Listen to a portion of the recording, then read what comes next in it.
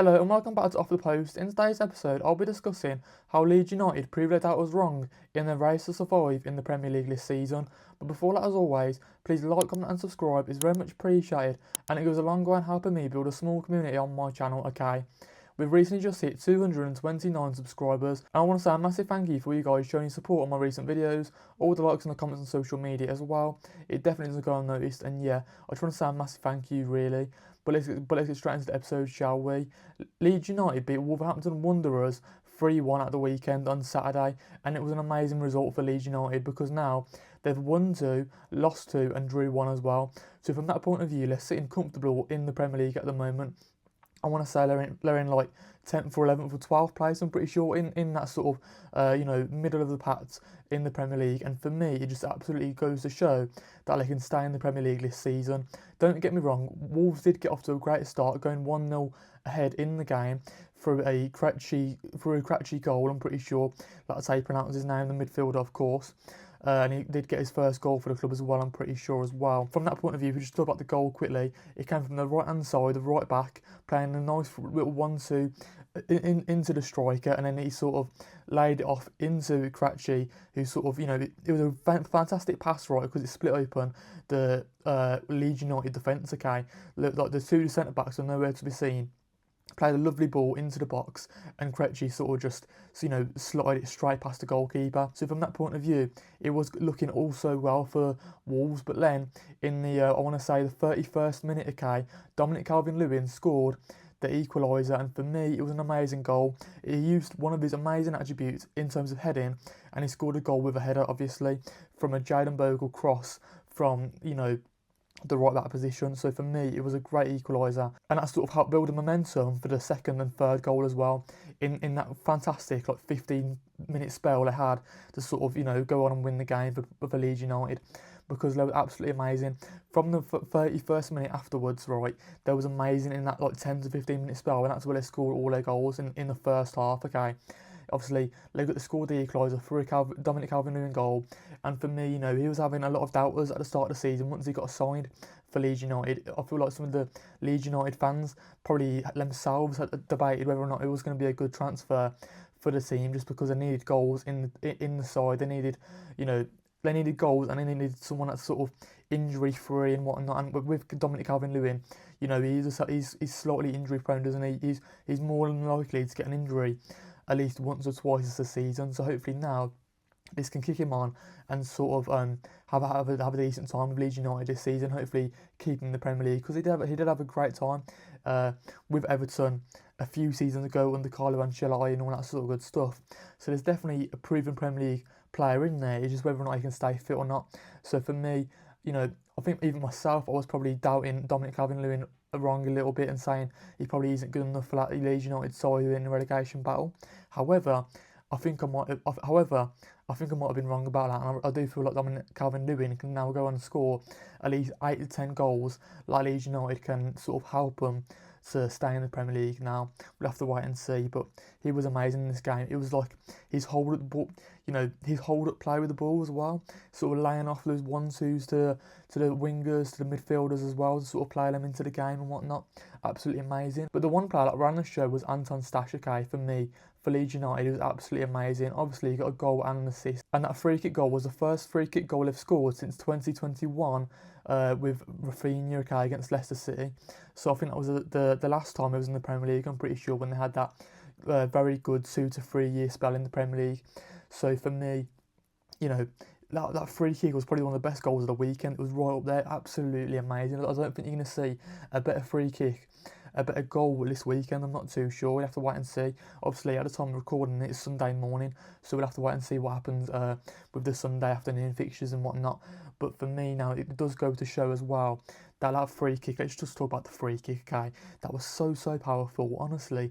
That strike, top corner as well from Anton Stach. Absolutely amazing from Anton Stach, okay? Absolutely fantastic. And for me, he absolutely ran that midfield, and that assist as well for the third goal, okay?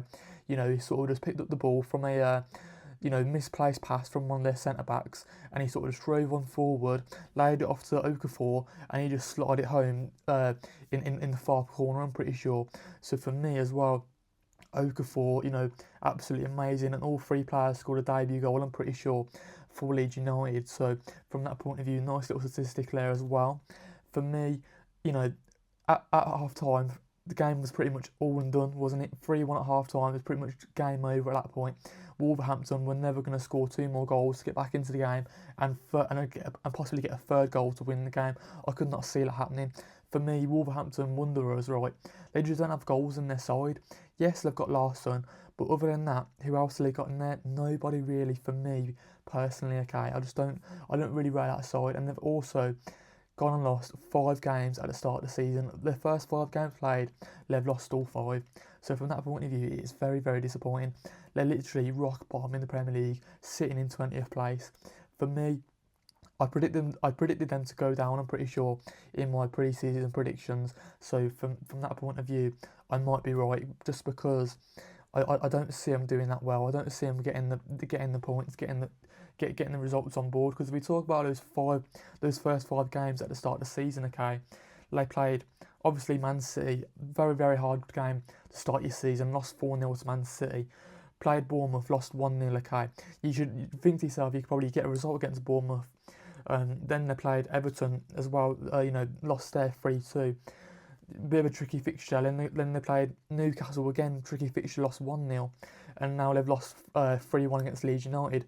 But if you're a Wolves fan, right, you probably would have gone into this game against a newly promoted team, and you would probably expected to get all 3 points, because, you a mainstay name in the Premier League, aren't you, Wolverhampton Wanderers? Yes, they've lost their key players in Yait Nouri and Cunha, but at the same time, you do have a few players there who can hurt teams, and we've seen that with the first goal early on in the game, didn't we? With Cratchy, absolutely amazing goal, but it was just very unfortunate that they couldn't get they sort of couldn't get that momentum, and they couldn't build on that momentum, if you like, to sort of grab the game and sort of get that sort of second goal to sort of make them feel at ease, if you like, and sort of get a little cushion in the game. So for me, Leeds United, absolutely so impressive, and I just want to say, I do think they're going to have a comfortable season. I reckon they'll probably finish 14th, 15th, 16th, somewhere around that ballpark. I don't think they're going to be in a relegation battle now. Maybe they probably will be, but at the same time, they've got players in there who can score goals. Dominic Calvert-Lewin, Anton Stach, they've got Noah Okafu as well. All these players, they've obviously got Brennan Aronson, they've got Gnotto, they've got Daniel James, they've got all these types of players in the attacking positions, and I really do feel like they can damage Premier League defences. So yeah, let's end the video with some questions. How do you feel about Leeds United's hopes of staying in the Premier League this season? Do you think they're going to stay in the Premier League with ease? How many goals do you reckon Dominic Calvert-Lewin will score? Do you reckon he's sort of proven the doubters wrong as well, with him potentially moving to the Serie A, or he had links to the Serie A at least, and he sort of came back to the Premier League and whatnot, and he's impressed so far for me, hasn't he? How do you feel about Anton Stach's free kick? How do you feel about Okafor's first goal for Leeds United? Do you think they'll stay in the Premier League? How do you feel about Wolves' chance this season staying up? Do you reckon they're an outside shout of actually going down? Do you reckon have they got enough goals on their side? Probably not, I'm not too sure, that's just my personal opinions. But yeah, that's where we're getting the video, okay guys? But before that, as always, please like, comment and subscribe, it's very much appreciated. It goes a long way in helping me build a small community on my channel. We've recently just hit 229 subscribers, and I just want to say a massive thank you for all you guys showing your support on my recent videos, all the likes and the comments on social media as well. It definitely does go unnoticed, so I just want to say a massive thank you, and yeah, hope you guys have a good rest of your day, and I'll see you guys in the next one. Peace out.